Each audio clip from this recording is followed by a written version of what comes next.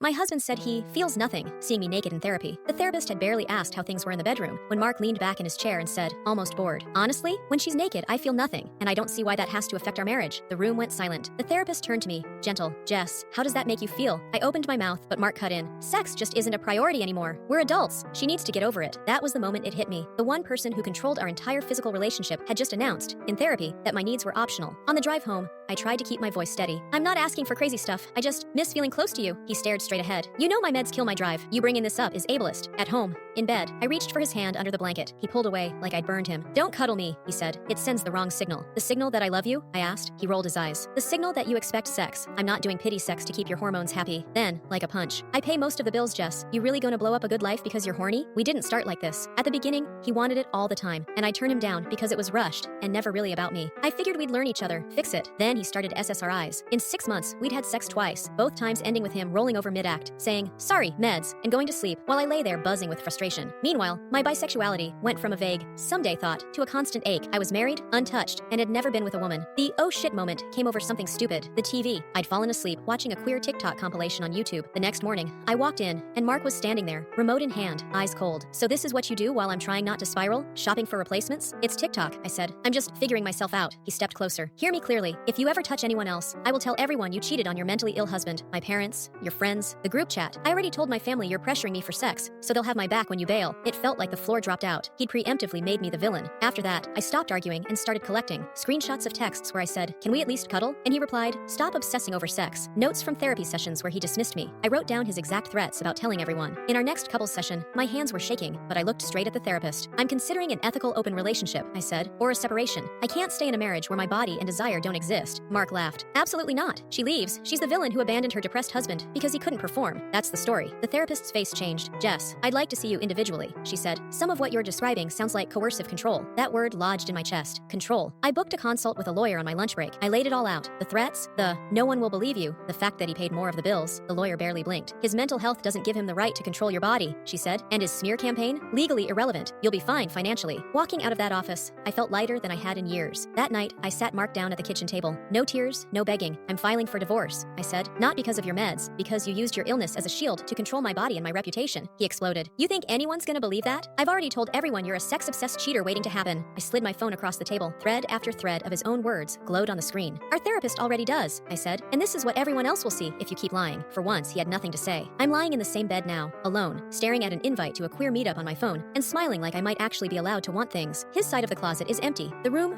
nally quiet. I set my phone on the nightstand, pull the blanket around myself, and decide nobody ever gets to call my desire optional again.